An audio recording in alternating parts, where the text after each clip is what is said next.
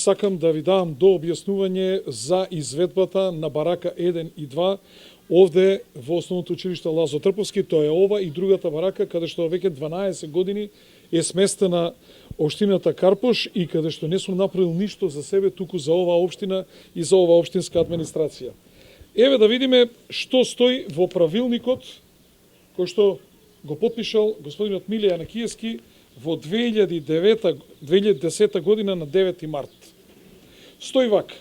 Сите времени објекти во програмата треба да се предвидат да бидат поставени со примена на градежни материјали кои возможуваат монтажа и демонтажа, без употреба на лиени, бетонски и армирано бетонски конструкциони елементи, платформи, односно од градежни материјали кои не ја загрозуваат животната средина и при реализација на урбанистички план да можат лесно да се демонтираат.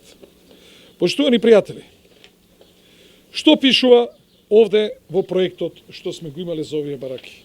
Изведба на бараки. Сега, во проектната документација што сме ја доставиле до фирмата Инком која што ја правела проектот, пишува вака: за потребите на инвеститорот треба да се направи техничка документација за изведба на две бараки кои ќе се монтираат, внимајте, монтираат во округот на Основно училиште Лазо Трповски на територија на општина Карпош и ќе бидат во функција на општината. Барака 1 со нето површина 350,89 и барака 2 со исто таа површина. Бараките ќе се монтираат, повторувам, монтираат на претходно изведени бетонски плочи.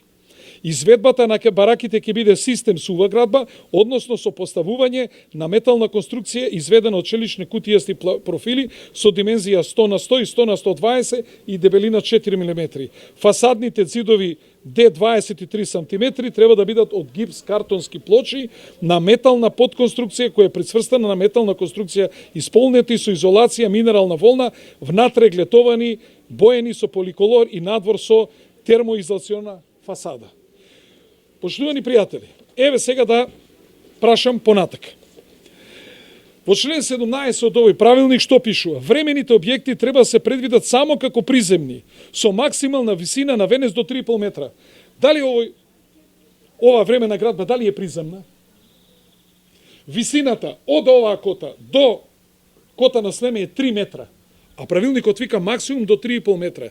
И исто така, минимален нагиб според видот на употребен кровен покривач, значи минимален нагиб. Погледнете општина Карпош како е направен, нагибот е направен вака, значи минимален, не смее да биде вако кровот, туку ми. Што ние овде според овој правилник не сме ги исполнили условите за да овој објект има времен карактер и котата на приземје во однос на теренот не повисок од 15 см. Ние овде имаме негде 25 см. Цела општина, сите ние, заедно со јавните набавки, знаеме дека градиме времени објекти, само за обвинителот и судиката, ние сме изградиле диво изграден објект. Сами видовте дека се работи за изведба и за монтажа на објект од монтажно-демонтажни панели. Гледате го седиштето на општина Карпош. Седиштето на општина Карпош е Радика број 9, барака 1 и барака 2 Скопје Карпош.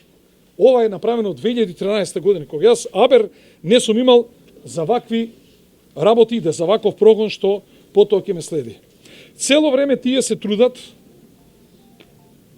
бидејќи објектот е времен и они не можат да гонат кривично затоа што објектот е времен и затоа имаме одлука на совет, затоа има предвидено пари во програма, имаме техничка документација, цело време сакат да прикажат дека се работи за диво изграден објект.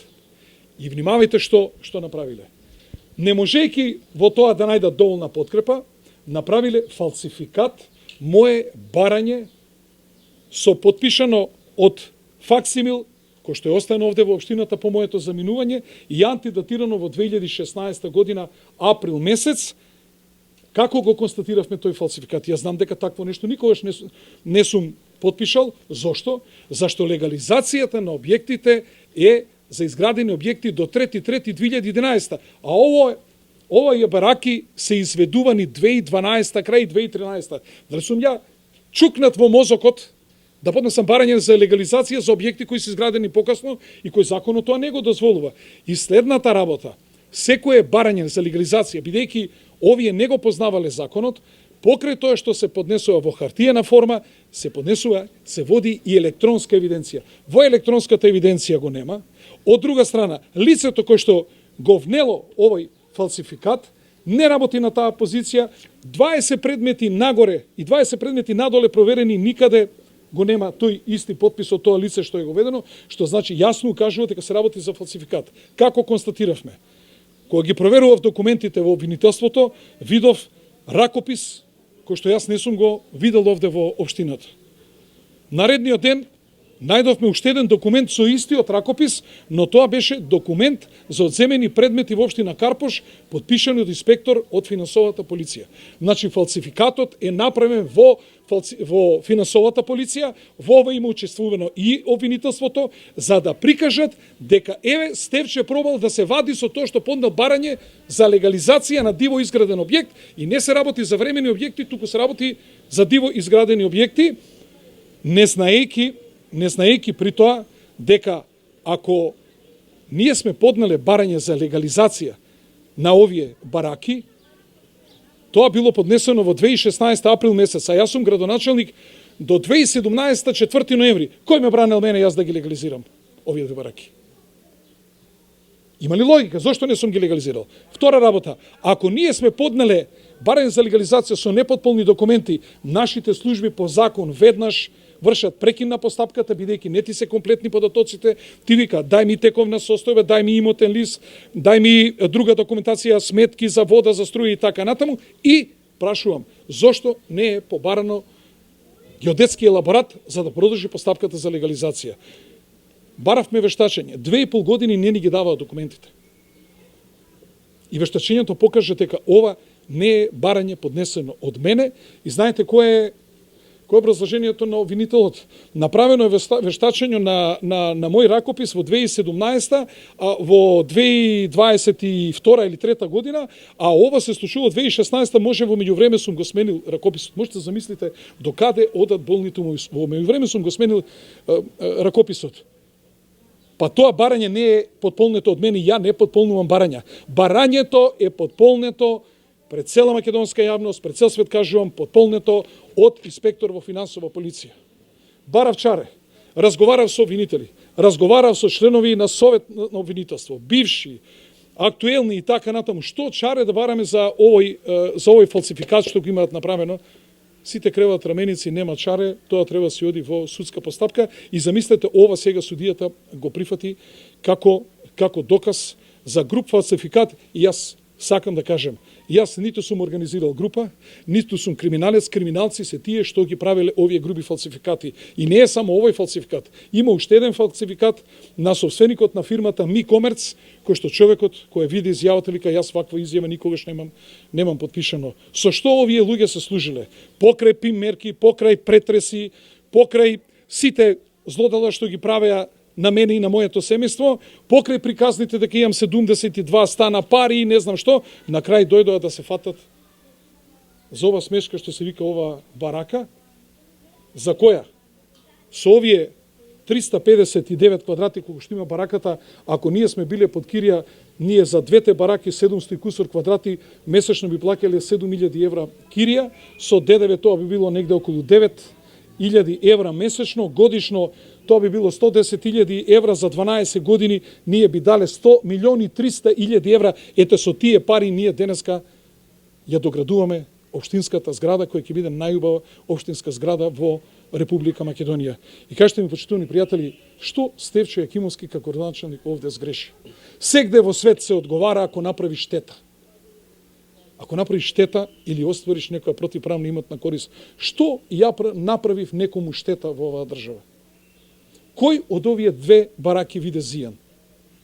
По нашето заминување од овде, ние сега имаме проект, распишавме тендер, ќе ја рушиме градинката Мајски цвет во Тафталиџе 1, и бидејќи немаме кај да ги сместиме децата треба да предат дел во оваа барака, значи дел во оваа и во другата барака треба да ја прилагодиме, потоа ќе ја рушиме исто така градинката Пролет во Козле, исто така дел од децата треба да преде, нема кај да ги носиме на друго место, што овде незаконски и неплеменито јас како градоначалник направив и со што јас не ги заштитив интересите на граѓаните на општина Карпош и дали ве молам овде има било какви коруптивни дејанија, нешто спротивно на моралот како политичар, како личност, како татко на две деца, како човек со 65 години.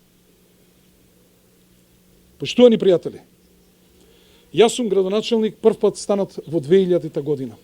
Од 2000 година до денеска Карпош има видливи разлики и тоа на подобро. Јас направив едно од најдобрите општини во Република Македонија.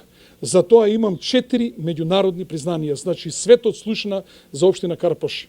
Еве јавно ги прашувам судиите, го прашувам судот. Почитувани пријатели, почитувани судии во црните тоги, што направивте вие за судот од 2000 година па нааму? Што направивте од овој суд од 2000 година нааму? Вака судите за овие криминали, за овие недела. Секој треба да одговара ако сторил кривично дело. Никакво кривично дело нити јас, нити моите колеги имаме. Значи осуден сум на 3,5 години затвор на Божја правдина. Јас ова нема да се смирам. Мора да одговара тој што ги правеше фалсификатите. Јас криминалец не сум и јас сум разочаран како човек. Зошто? Зашто од судот барам помош. Во судот барам спас, не само јас, секој граѓанин. Затоа што бев нападнат од обвинителство и од финансова полиција и гледате со што све се служеа.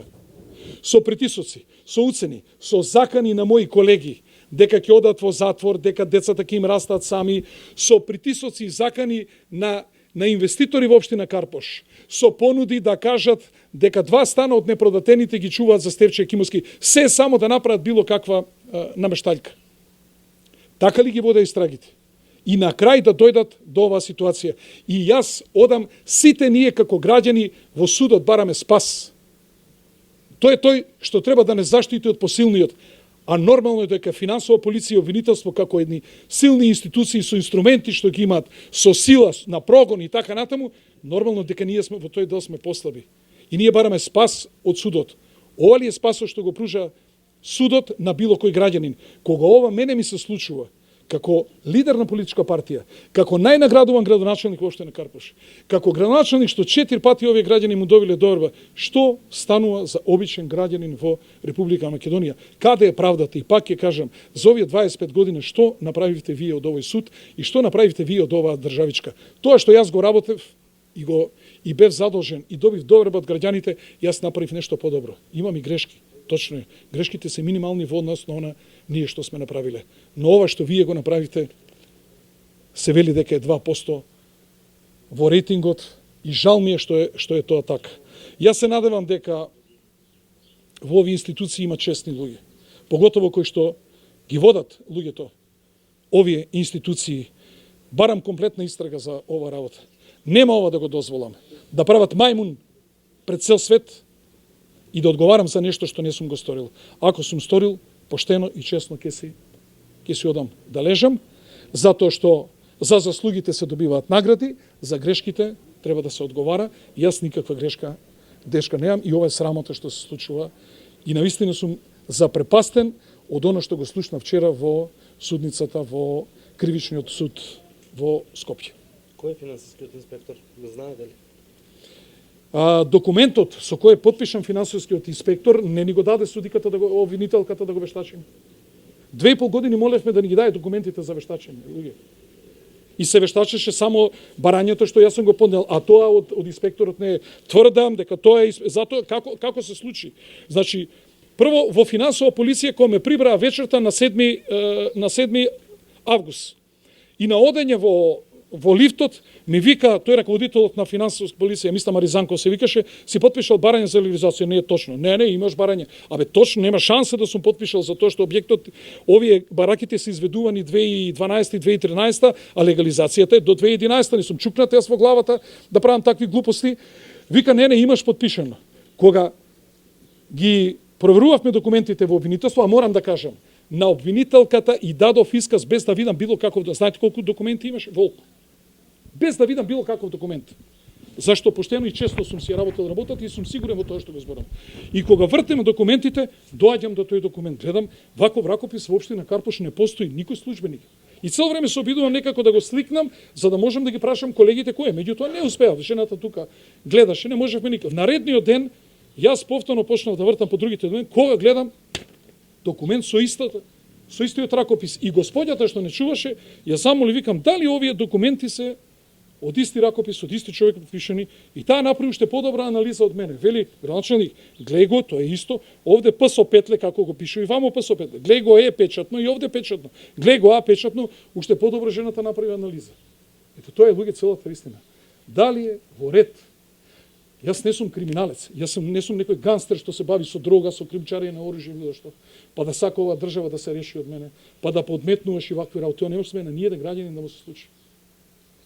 Како може вака да, со вакви подметнувања да се служат? Со подметнување да ги оценувате инвеститори, кажи дека два стана и чуваш за стече. Само толку и ти ја прекинам истрагата. Срам ги било.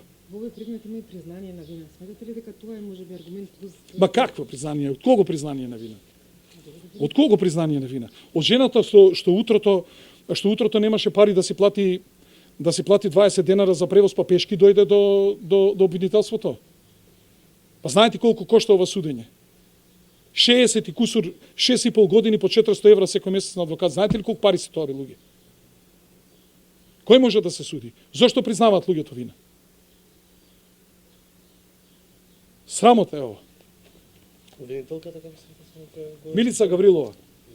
Одговорно тврдам дека не ја познава материјата, дека ова материја не ја познава, дека има направено злоупотреба на службена положба и овластувања при водењето на истрагата и во цела оваа постапка, и за ова треба да се сносат одговорност. се поднесете некакви... Да, апсолутно, нема веќе да ќутам, цело време ќутев, се надевав дека ќе има разум, барем во судот, едно друго, меѓутоа очигледно разум овде нема. Ова, значи, овој прогон трае уште од 2009 година, цело време се прети, да ќе те затвориме, од 2009 година, луѓе. Јас сум потпишал преку 1 милиарда евра во мојата кариера. Јас прекршачно пријава во живот немам додека до ова сега.